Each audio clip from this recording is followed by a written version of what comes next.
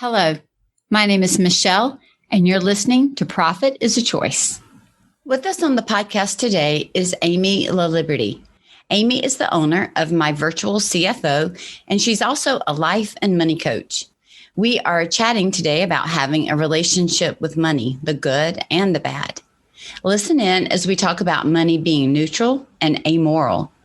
Afterward, leave yourself some time to reflect on how money was viewed by your family during your childhood and how that influences the type of business you run today. Every day, empowered entrepreneurs are taking ownership of their company financial health and enjoying the rewards of reduced stress and more creativity. With my background as a financial software developer, owner of multiple businesses in the interior design industry, educator, and speaker, I coach women in the interior design industry to increase their profits, regain ownership of their bottom line, and to have fun again in their business. Welcome to Profit is a Choice. Hi, Aimee. Welcome to the podcast. Hi, Michele. Thanks for having me. Oh, it's my pleasure. I'm excited to jump in and have a conversation with you. I know that you and I have shared some time together outside of course, recording. And we're both profit first professionals and, support our clients that way. And it was fun, that conversation that we had. And I'm excited that we're going to get to bring kind of some pieces of parts and dig in even deeper on the call today. What I'd love to do, Aimee, is just start by having you share with the listeners a little bit about you and about your background and about the business that you currently have. Sure. Well, my name is Aimee LaLiberti, and I am the owner of My Virtual CFO, and it is a bookkeeping, fractional CFO, and mindset coaching practice that I created about 5 years ago. And this was all around the reason that I was looking to create this was because I want people to have a relationship with money. And I found that a lot of people don't for whatever reason.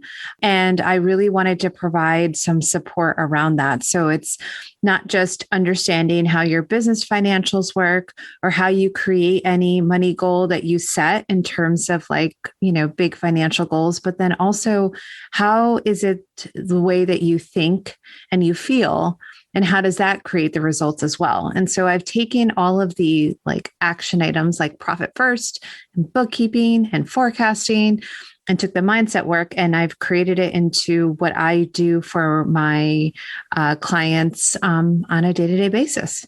And what did you do prior to this iteration 5 years ago of this business? What were you doing before that? Yeah, so I spent 20 years in a corporate environment where I built multi-million-dollar campaigns for mostly colleges and universities in their fundraising offices. So, I was at times a frontline fundraiser. So I, worked and connected with donors in order to ask for transformative gifts for the organization.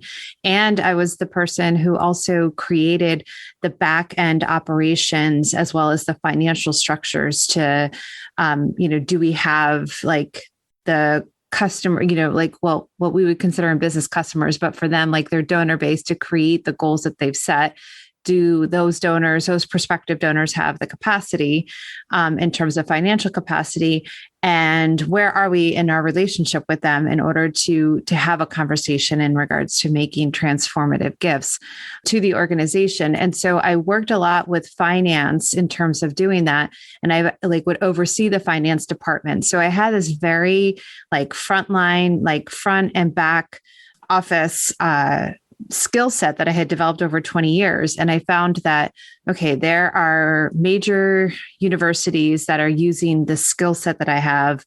I actually think I can take this and bring it into small business and really help small business owners create the types of businesses that serve them, serve their clients, and have greater impact. So, it was just sort of this evolution, if you will, of of just wanting to step out on my own and create this and make this available to people who I don't think there's a lot of us that can create this and do this for the like 6 and 7 figure businesses. I would agree with that. That sounds fun. It sounds really interesting. How did you stumble upon, come across Profit First? Yeah. So I always have had an entrepreneurial spirit. And I think that I always knew at some point I was going to have my own business. And my first go at business was this design your own dress center for little girls. So I had this website. This was in my oldest daughter was born in 2005. So I started this in like 2006 and I was involved. I live in New York, about 2.5 hours outside of New York City. So I'd go to New York City a lot to do networking and everything. And I was at this event. And there was this business book author that was speaking, and the book that he had just written was The Toilet Paper Entrepreneur. And I'm like, oh my gosh, I'm like mildly obsessed with this guy. Like he just had such a fun spirit. And I just loved how he created this like very lightness to business. And so I, met Mike Michalowicz and we, and I kept in touch with him in terms of just watching how everything unfolded. And then when Profit First came out, I still hadn't started my own business yet, but I just remember buying the book, reading it and thinking, this is transformative. This is so simple and easy, and businesses that will implement this will forever change their relationship with their business financials. And so when fast forward to 2017, when I started my own business, it was the first thing that I did. I circled back into Profit First. I'm like, how do I become certified? And like, that's how it all unfolded. Yeah, I thought I had been teaching a lot of these similar principles about, parsing out your money, saving your money out in different things. And I know that I had a client at the time back in 2015, not long after the book came out. They sent it to me and they're like, Michele, this guy, like I didn't know about the pumpkin plan. I didn't know about Toilet Paper Entrepreneur at that point, but they sent me the book and they're like, actually, they didn't send me the book. They sent me the title. They said, you have to go get this book, because this guy sounds like you, like he's saying the same things. He's even using some of the same analogies. And I'm like, I don't know this guy. So I ordered, of course, Amazon. And, we're all in a crazy time right now where Prime means 3 days. Right. And Prime meant the next day. And so I ordered it, had it on my doorstep, and I devoured it in one day. And I picked up the phone and just called. And I was like, okay, this is what I'm already doing and teaching. Like, how do I get to be a part of this? Like, how do we work together? And he had just formed Profit First Professionals at that point. And I called in August, and right behind that, they had, I think it was like 2 weeks later, up in New Jersey, they had the first Profit First Professionals event. And I just signed up right then and I got a plane ticket, knew nobody, flew up there. I'm like, I'm in, because I already know this works, because I'm already doing like a lighter version of it on my own and teaching it. And I know that it works. And so I love that. And of course, now I've devoured Toilet Paper Entrepreneur and the Pumpkin Plan. And I'll put links to all of those in the show notes because I think they're all excellent, along with the new Fix This Next. I like that one a lot as well. So, yeah, the other thing I wanted to mention was that I think the thing that was really great about it was I think every book that he has is so like it touches upon some component of business. And again, I think it's just the accessibility of the way that he's able to write makes like business acumen so relatable and easy and tangible to understand. And then you actually are motivated and inspired to take action. I would agree with that. That's why I love it. I've had him on the podcast multiple times and have done different events and things with him. And one of the things I always said to him is I was like, it's so funny to me that he grew up in the North, I grew up in the South, but so many of our analogies and so many ways that we've expressed things. And I think that's the beauty of it, is he does bring it, these ideas to a level that it can be consumed, right, by everybody, really.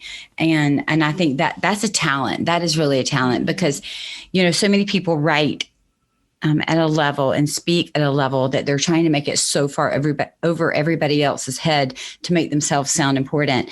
And Mike does the absolute opposite of that. He's like, how can I take any concept and break it down and make it so that you can consume it and understand it and simplify it and put it into practice? And I think that's part of what makes his books and his teachings and what he does so relatable. So it's cool that we both have done that and enjoyed it and found some of the same benefit. Mm-hmm. Aimee, one of the things that you and I talked about a lot, and you kind of touched on it in your introduction, was about relationship with money, that money, how we see it. I just had a call prior to us recording this podcast where I was talking to another business owner, and we were talking about the fact that money is not moral. It doesn't have a morality, right? It's what we do with it and how we handle it. It's our choices that are morally inclined, but it is just an object. And money is an object. It does not have that morality. Yet we tend to tie certain thought processes, moralities, relationships to having money, lack of money, how money was looked at and viewed, how we look at people that have money and don't have money. And I know that's where you've spent some of your time digging into. Talk to us a little bit about what it means to even have a relationship with money. Yeah. I mean, for me, like one of the thoughts that I have is like money is neutral. And I know that for some people, they're like, what? And it's like, well, no, like our thoughts about money is what makes it like feel unneutral, but money is neutral. But in terms of the relationship that with money, I grew up, I was fascinated by just the way that money was exchanged and like the transacting. And I just remember like as a kid, always like observing the way that like, my parents would pay for things and how like all of it. And then when they were making purchasing decisions and like watching them like go through their process. And I always just felt like I observed all of it. And the thought that I always had growing up was like, money, commerce, like this is important. This is like an important part of like being a human in this world, in this capitalistic world that we find ourselves in. And so I always knew it was important. But I also had this relationship with it in terms of like, you work hard and you earn money. And so, and that was like, again, I come from a blue collar family. Again, my parents worked a lot of hours, and I just always related it to if you work really hard, then you make money. And then all of a sudden, like I was 18, well, even before that, I remember looking at like starting to look at colleges and to apply to as a high schooler. And I was poised to be the first person in my family to go away to college. My parents both had some college education, but I was going to go to college, get a degree. That was the plan. And I just remember thinking like, this is my first big financial decision I'm going to make as an adult. Like, I really need to understand how this all works. And so at 18, a lot of really interesting things started to happen in my life personally. Like, to start, my parents separated. And I was going off to college, and my parents' financial situation had dramatically changed, and both of them had filed for bankruptcy. And it was clear that my financing of my college education was going to be like for me to do it self-funded. And it was the first time that I felt like I have no idea how I'm going to do this. I know I am going to do it, and I'm going to figure this out. So I learned really quickly about how to have a relationship with money. But what I didn't realize at that time, that was such a pivotal like part of my life. And I think really the trajectory of why I built a career around money. And it was that I thought that like all of it was a problem. Like, my parents, like not having enough money and having to file bankruptcy was like the worst thing that could have ever happened, and that the fact that I had to work 3 jobs to pay for college, like I didn't mind because I felt like working hard was good. And like, I liked all my reasons to do it, but I just felt that there was this hustle mentality. And as time has gone on, I've found that what I have really examined, are those all true? Was it the worst thing that my parents filed for bankruptcy? And as a matter of fact, it really wasn't. It was probably one of like the best things that could have happened to me, because I learned how to manage money. I learned how to advocate for myself. I learned how to like really take ownership and to have a relationship with money. And I know that, and I've also learned about what do I make money mean, and how do I use money in order to create the life that I want to have? And it's not about the money as in like, what's the amount on what's the amount in the bank account? It really is about what is the money, like, what are my thoughts around the money? What are my thoughts around the circumstances that have occurred in my life around money? And are those thoughts that serve me? And are those thoughts that are going to help me create what I want to do next in terms of my relationship with money? Wow, that's a big lesson to learn at what, 18? Mm-hmm. Yeah. Yeah, no doubt. I think you touched on something as well, Aimee, and that is the idea that working hard equates to more and more and more money. And that's not a truth that holds out. Agreed. In all of society, right? And around the world. I think that somehow we've gotten this idea that the harder you work, the more you make. And there is some truth to that. But I've also seen businesses, I'm sure you have as well, that work really, really hard and they don't make money, or they're in an industry where there's not a lot to be made, right? Or you look at some of our public servants that are working really, really hard, but their earning capacity is capped. And that's why when we talk about being an earner versus an under earner, it's not about a number, right? Yeah. It's about so much more than that. I remember learning the lesson early on. I used to always kind of correlate, they would say that if you work hard, you will succeed. Well, I've worked hard and not succeeded at things. I've seen people work really, really hard and not succeed.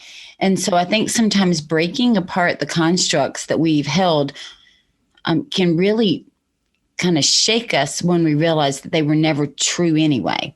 I'm not saying there aren't aspects of it that hold truth, but just even that same idea that money's not neutral, or that money has a morality, and realizing that those things are not the case.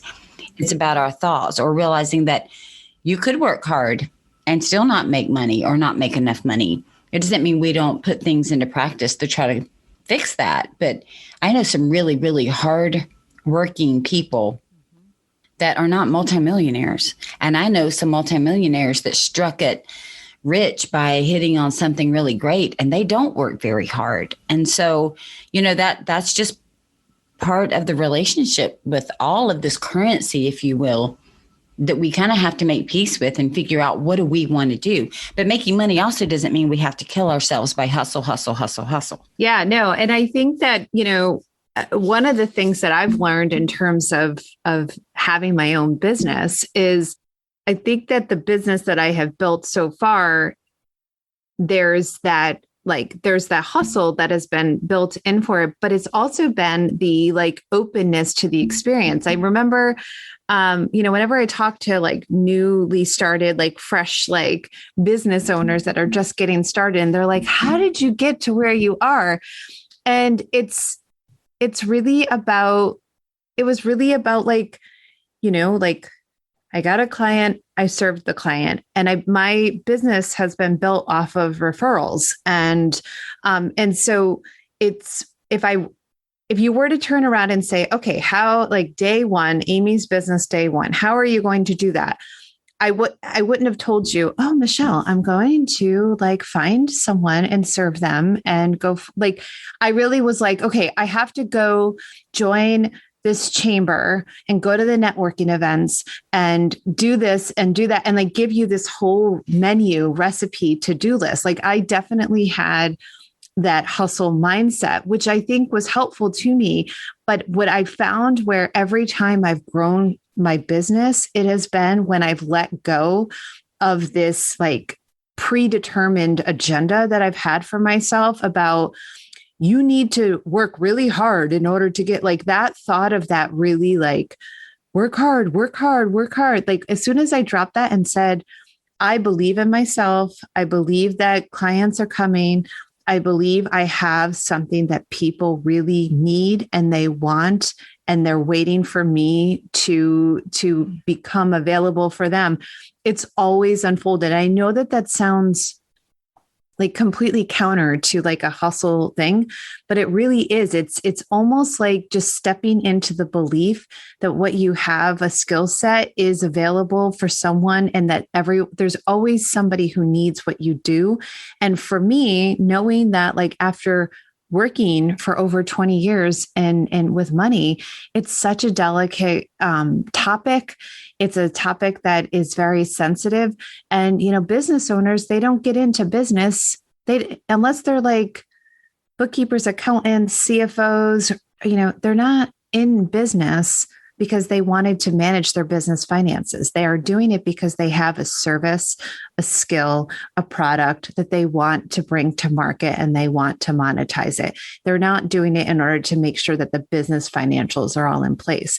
And so really believing that and believing that people like want what you have to give and what you have to offer. It's like it's really the mindset piece of it. And it's really interesting when I've worked with clients that are like, we're just going to work harder, you know, because their thought is if I work harder, I'm going to get there.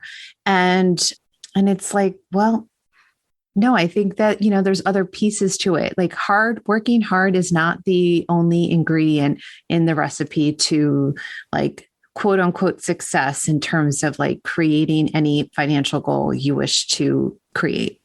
Yeah. You know, what's interesting about that is, and I made a note of it, is it's the word believing, right? I know that one of the things that I teach and preach and scream from the mountaintops is do what you love doing. Serve. I always say, serve their socks off. Just serve them, right? Price it properly and serve them. And the rest is going to take care of itself as far as the ability to make money. And when you work hard, we want to work hard doing the right things, because it's also easy to get caught up in the mentality of working hard, meaning spiraling out of control, doing a bunch of things, doing things that are not going to pay off in the long run. And so you know, there are times that we all have to hustle. We just do as part of it. But it doesn't mean that it's all the day and all the time. There has to be periods of rest and periods of refreshing in our own firms. If not, I mean, my goodness, that's not a firm I want to go to work for, right? That's going to drive me into the ground every day. No, I agree. I had probably about 18 months ago went on this whole journey to really evaluate my time and evaluate the way that I was choosing to spend time, and the fact that, you know, I had found myself overworking, and I found myself working till like 2 a.m. and like really just like believing that like this was my path, but I was exhausted. And when I really just started to examine, like, this is not why I started this business. This is not why this is not what I preach to my clients. So like, why is it that I would never want to hear my clients doing this, and yet it's acceptable to me? And it was really that moment where I had to take a step back and say, okay, something's got to give. What do I need to do? And for me, you know, my pathway to that was, you know, examining, you know, what was, you know, I had, you know, a pricing thing that I had to address. I had clients that were amazing, but they didn't fit the profile of the type of client that I was looking to serve. And so I really needed to do a modification, a pivot in my business. And it was scary. And it was like, my brain was like, why are we like, we can just keep working, or, you know, we can do this, we can do that. And then I also had to hire people. I had to hire support in order to make this work. And I think these are very, you know, these could be perceived as like okay, those are very basic realizations, but they're equally scary. When you start adding employees to your team, you become responsible for them in terms of like providing them their livelihood.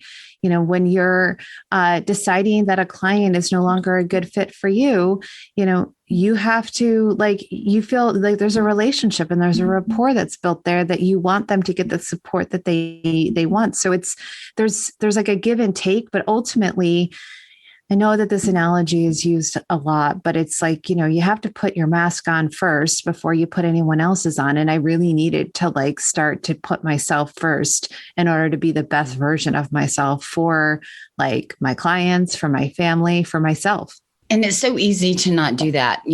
It's so easy to think that we're actually serving by doing for everybody but ourselves and kind of putting ourselves at the end. And, I've been in business for myself since 2000. And, I've seen different iterations as I've gone through things where the business is going and going and going. And all of a sudden you find yourself in this place where you're like, I love what I do, but I don't love the way that I'm presenting it to the world, or I love the way that it is in its current iteration. Something's got to give. And usually for me, that happens when I'm, to your point, when I'm exhausted. I've shared on the podcast before that I have multiple autoimmune diseases, and one of them is type 1 diabetes. And it takes that. I'm just going to be honest with you. It is a full-time job in and of itself. So if I have anybody out there listening who is a type 1 diabetic, you know what I mean. I do math in my head all day long. I'm constantly trying to determine how much insulin to take, not to take. How does that fit in with my activity? How does it fit in with my mood? How does it fit in with everything? And so that is a stressor on my body, even if I don't feel stressed, right? And so when I'm starting to feel like my health is in decline, or I can watch my blood sugar numbers go up, and I am starting to see these indicators that my health is not at the top of my priority list, usually it is because I am giving all of that effort and energy to serving other people, whether it be my family, my friends, or my clients. And while I love all these people in my life, I am one of the most blessed women. I believe in that. I really, really, really love working with my clients. I get so excited, as I'm sure you do, at the next one I get to get on the phone with, or get on a Zoom call with, or see in person. And that can be all encompassing sometimes, just like, when you're taking care of a child and you're giving them a lot of attention and a lot of time. And we forget that we need to go stop and eat. I had to get to the point where I had to actually type in "go eat lunch" on my calendar, or it would be easy for me to skip my own lunch, which, for me creates a whole nother set of issues. And so just taking that step back and realizing that to have a successful business is not just about income. It's not just about salary. It's not just about net profit. Those things matter. But profit is about so much more. That's why I do the podcast the way that I do it. Being profitable is about so much more than a dollar figure, right? It just really is. I even talk to my clients about profit firsting their time. You mentioned time. I'm like, it is a currency. And we profit first our time by the way that we manage our calendar. And if we don't do that, it's easy to have time overruns the same way that we would have financial overruns in our business. Yeah. So it's really interesting that you say that. So last year, like I said, I did this complete, my goal. Well, the part this is really funny. So I don't know if you have this, you pick a word of the year. And so I don't normally do that kind of thing, but last year I felt compelled to do so. And in January of 2020, my word of the year was space. Little did I know I was going to get all the space that I needed. You probably got your space, my space, everybody's space. It was just kind of like, oh my God, this is so funny. But I started working with a coach who specializes in time and productivity. And she created this, co-created this whole system that that's called Monday Hour One. And so I started using that as a plan to block time and to create a really intentional schedule around time. And what I found was that I had a lot of thoughts about time and how I was spending my time, and the self-judgment I had about like free time and what that meant and all. And it was this really interesting exercise. And what I took away from that experience was there was a lot of time that I was spent working, as I said earlier. I would say to her jokingly, I was like, it's almost like profit first for time. And if you think about like the target allocation percentages, if you're trying to get where you are now to like the optimal stuff, it's not like you can, I mean, yeah, if something happened, if I all of a sudden it was Aimee, well, like for many of us, Aimee, you're only working 30 hours a week. That's all you have available to do all your work. Use your time wisely. I mean, I could definitely make that pivot, right? Parkinson's law, right? Parkinson's law. But I think we found in terms of like keeping and maintaining the essence and the intentionality of profit first, it's about the slow incrementals, which is why with a quarterly implementation, it's 6 to 8 quarters typically to get to that optimized level, because we're not going to turn around. And if you're at 70% in OpEx and we need to get you to 50, we're not going to turn around and take 20% in decreased expenses in a quarter, because there's going to be like negative consequences to doing that. So we do it in a very slow, intentional way, like one does with dieting. So it's like time is the same way. And I was like, yeah, it's almost like if you can't make the radical transformation with time, if you could do it in like a profit first target allocation percentage, you know, you're going to create maybe longer term progress, and you'll be able and be able to sustain it at that level simply because you've done it in a very slow, intentional way, and not where it would cause, I guess, like withdrawal, if you will, of like, you know, recoil. Yeah. Mm-hmm. I agree. And maybe you've heard of the book, The Miracle Morning, and it's sharing with us on pretty much how to put the most important things at the beginning of the day to make sure that they get done, and then focus on other things. And I want to say it's about 2 years ago, I started realizing that the Miracle Morning wasn't just meant for my own personal, get these things done and then go to work. So I started creating Miracle Morning for me personally, and then the Miracle Morning for my business, and on the personal side, it's all about making sure you drink your water, and then you pray or meditate, and you write and you do your workout. And so I really sat down and started thinking, what are some of the most important things in my business that need to get done for me to feel free to pour out on everybody else? And that first hour of my day is spent me pouring into my business, so that then by the time I start meeting with my first client at 9 a.m., I've already been to work enough that I've gotten a majority of those things done, that now I feel like my brain and my body can rest and I can serve. You know what I mean? Versus that feeling of always being either behind, or I'm not where I need to be, or cramming in things I don't need to. The other big question that I ask myself quite often is, does it need to be done? Does it need, I think it is in, let me back up a second. I'm pretty sure it was in Toilet Paper Entrepreneur. One of Mike's questions in there is, do we need to buy it? It could have even been in Profit First. Do we need to buy it? Do we need to buy it now? What happens if I wait one more day? So my question to myself is, does it need to be done? Am I the one that needs to do it? And does it need to be done today? And that has given me a lot of freedom to identify if I am the one who needs to do it, when is the best time to do it? Can it wait? Can it not wait? Or do I need to hand it off? Do I need to delegate it? And then mixing that in with, Rory Vaden's kind of conversation about urgent and important and significant.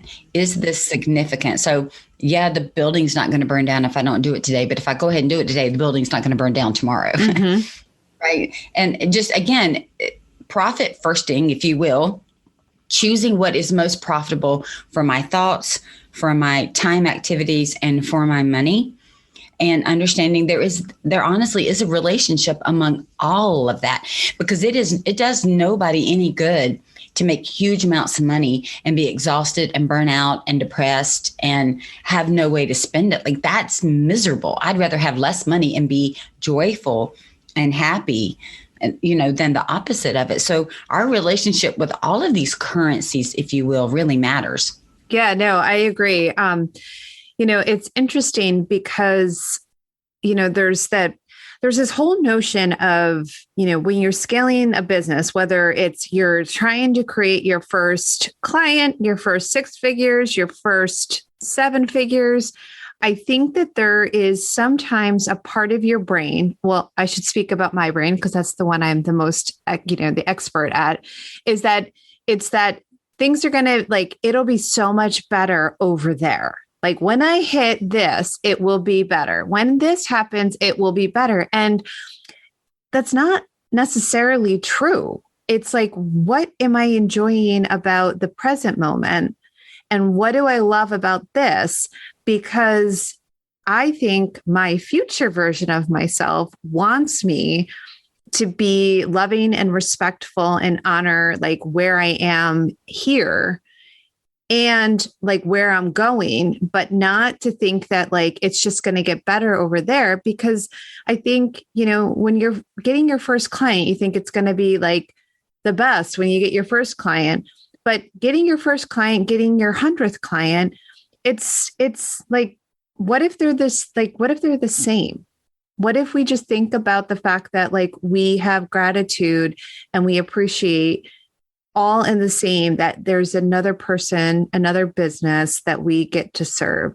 For me, whenever anyone comes to me and says, I want I want to work with you, there's a joy and I guess joy with a combination of calmness around this is someone who's ready to have the most amazing relationship with their money, that they are willing to go all in and understand what it is to them to have money. And I think that it's not about the destination. It's about the journey and the unfolding along the way. I couldn't agree with that more. I kind of liken it to raising children. So I'm at a point where both my kids are grown. Nobody lives here. We've already had one wedding. And, I remember that book, What to Expect When You're Expecting. And that book is constantly telling you what's coming, where you are and where you're going. Well, that one didn't freak me out so much as the one, What to Expect the First Year. And with my oldest son, I can remember having that book and reading it and always trying to compare where I am to where I thought I should be, right? So, or where my child should be. So everything was this race for the next thing. And I finally remember one day realizing I'm so busy looking for the next milestone that I'm missing the joy for the milestone that we're currently achieving. I'm so busy watching for him to walk that I'm missing the joy of watching him crawl or sit up or do that little back and forth scoot that they do, or the army crawl or whatever. And I threw the book away and I thought, I am done with that. I am done. I want to love and enjoy my children from the moment that I have them through their entire life for exactly where they are.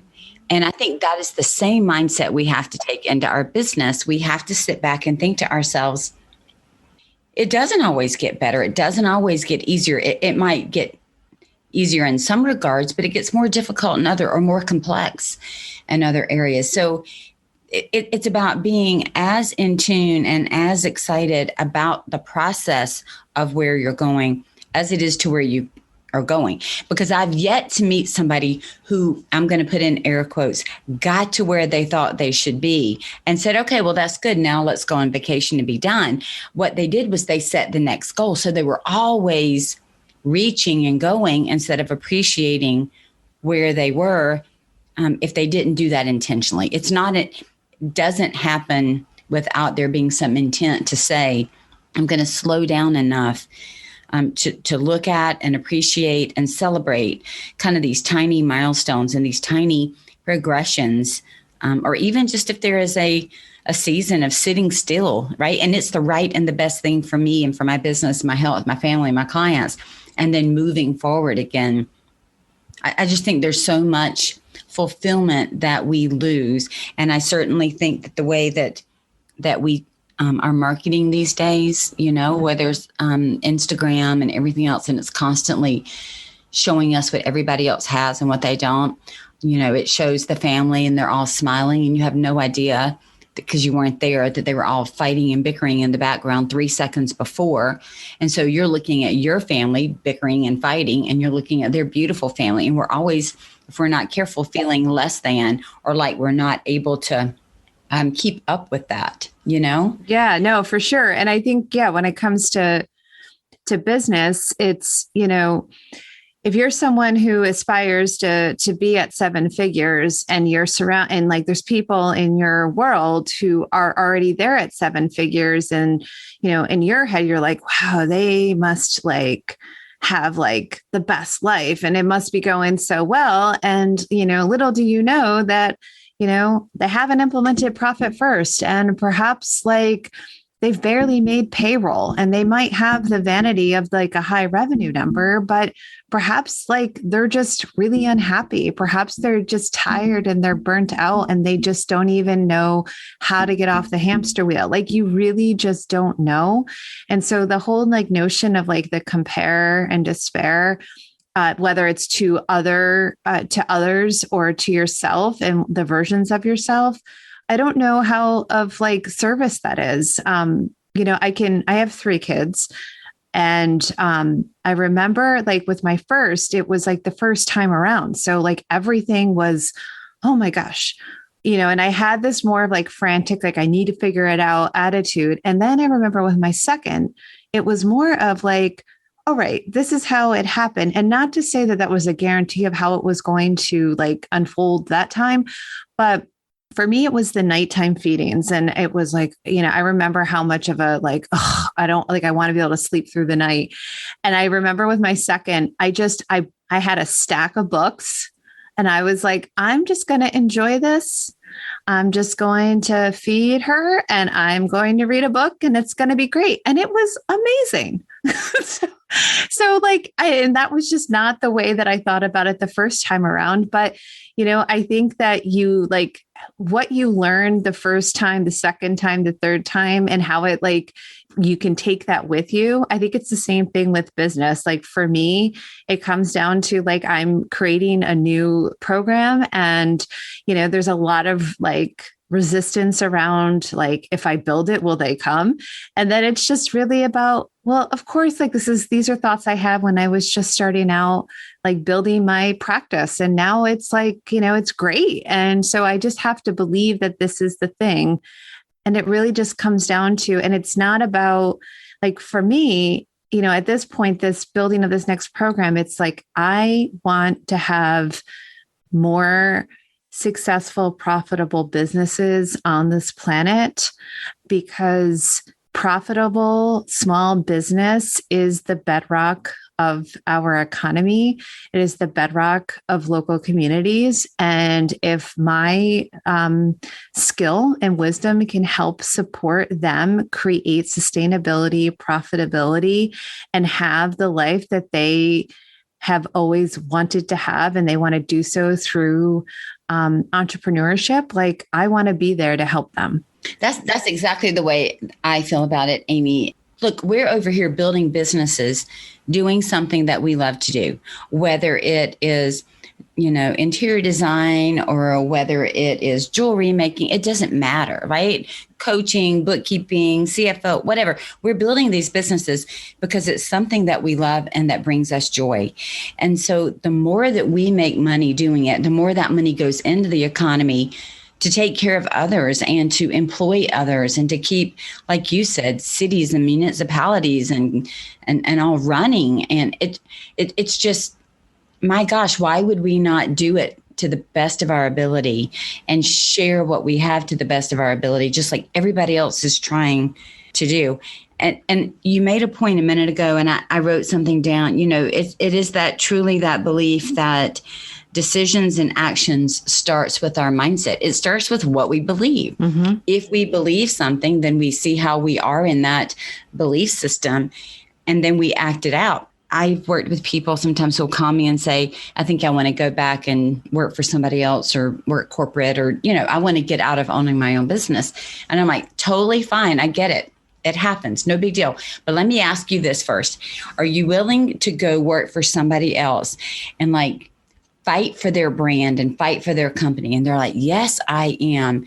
I'm like, okay, great. So did you do the same level of fighting for your own that you are willing to go do for theirs? Mm-hmm. And if you did, and you're still ready to walk away, walk away.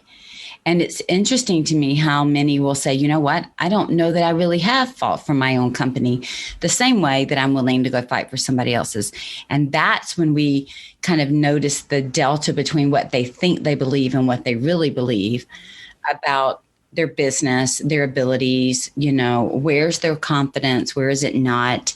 And that really opens up an awesome conversation on why are they doing what they're doing. Yeah, absolutely. I remember I got this one incredible piece of advice from a mentor, and I was recruited to take this this awesome position. And what she said was like, yeah, that position's amazing. You're going to do great at it. We know that. Do you want that position because you want that position, or are you leaving your current position because you just want out? And she said, there's nothing wrong with your answer, but before you go into this new position, make sure that you understand the intention behind that.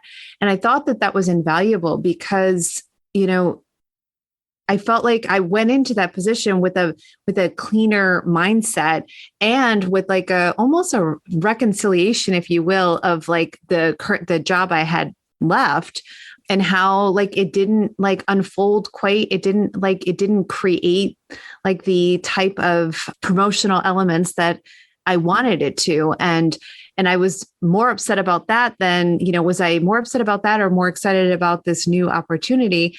And I thought, and as soon as she said that, I was like, I really need to come to terms with the disappointment that this didn't turn out the way that I wanted it to. And I'm going to clean that up and then go into this new position with a clean slate. And I think that's the same thing when it comes to business. I think it comes that way when prospective clients come to me and they have these thoughts about I'm no good at money always, I don't ever seem to have enough money, whatever variety of thought that is. And it's really about are you open to doing the work in your mind to change those thoughts? Because thoughts that I'm not good at money will not create the type of results that you dream of. And if you're willing to put forth and really start poking holes in that whole belief system, you're really going to open yourself to that transformation. I had a client earlier, I think it was even yesterday, and she had over time has been told, you're not great at money. You're not good at business. You're just a creative. You're not great at money. You're not great at business. You're just a creative. And we're working together, and she has every ability to do what I am coaching and guiding her to do with regards to understanding and managing the financials of her firm. But because others have told her that, it has put up a wall for her own belief for what she cannot do. It's kind of like if you were to tell somebody, I don't even remember, Aimee, there was a study done where they put an animal in a cage, and they opened the door, and every time the animal would start to go out, they would buzz him, put him back in and shut the door, put him back in and shut the door. And then it finally got to the point that they could leave him in the cage and leave the door open, and the animal would never walk out because they were told, right, or conditioned to believe that they could not leave that cage. When in actuality, they could. They were no longer being buzzed. There was no door on the cage, but they stayed there because they had been conditioned to believe that that was the case.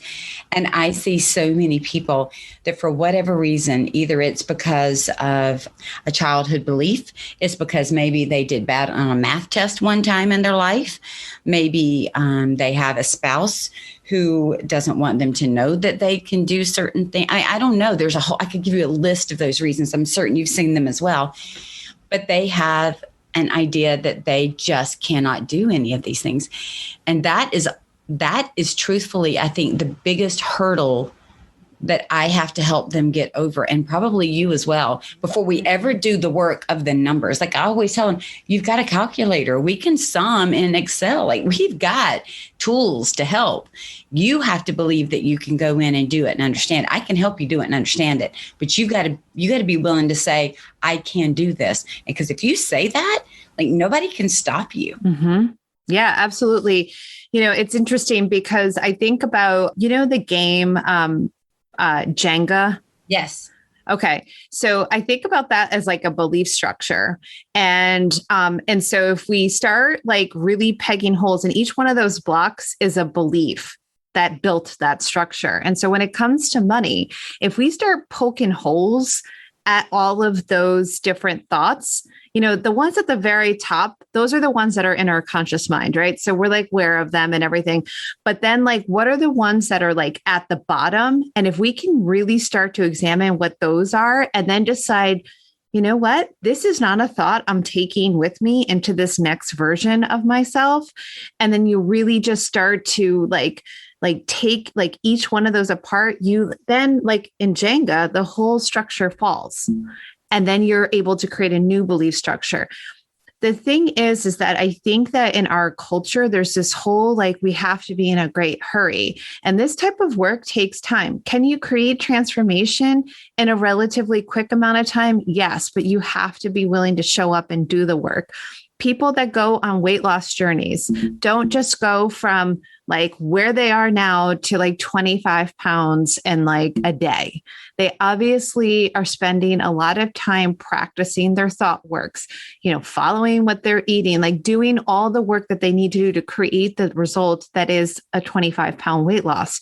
The same goes when it comes to our money mindset. This isn't like I did my mindset work for the day, I'm good to go. Like for anyone who's been told I'm not good at money, then like that's probably been drilled into them a lot. And they really need to examine, like, where did that come from? How does that work? I mean, my dad, the things that he would say would be like, money doesn't grow on trees.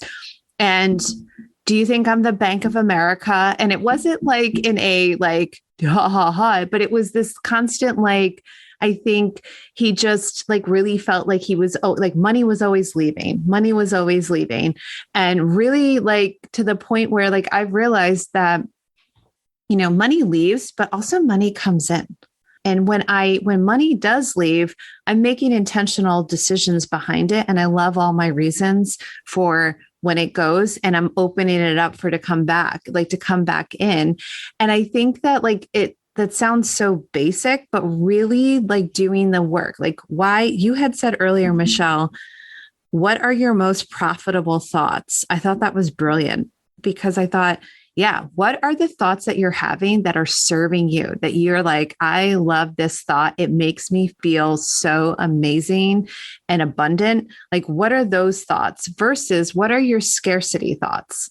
On occasion, whenever I'm starting new things, the thought is like, again, childhood, parents bankrupt, like the house was foreclosed on, it was like, it's always that I'm going to be living under a bridge in a van. I still at 42 will have that thought. And then I just but my time in that thought is very short-lived because I'm like, no, of course that's not the case because I've done this and I've done this and I have this.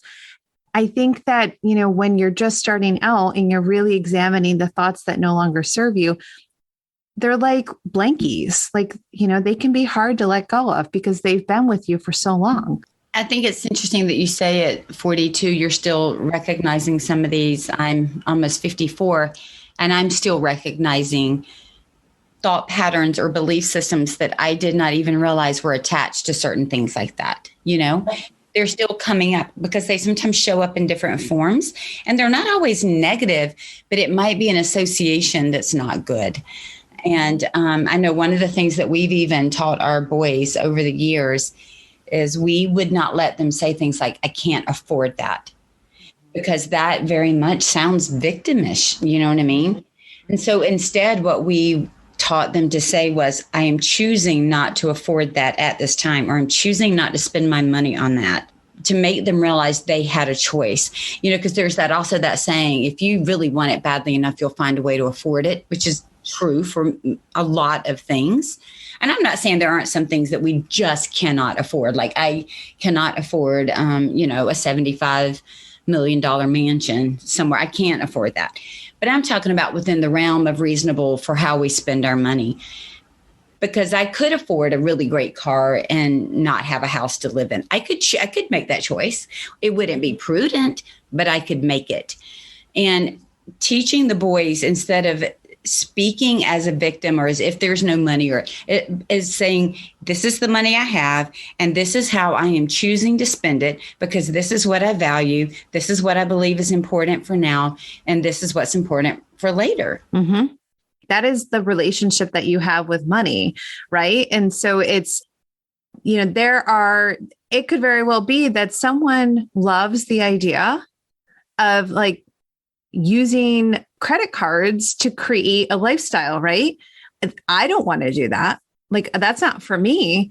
But like, if that's what they want to do, and that's how they have a relationship with money, I don't think my way is right and their way is wrong. I think my way is the preferred way to be, because that's how like my thoughts and my beliefs on money are built the way that they are, that serves me in that capacity.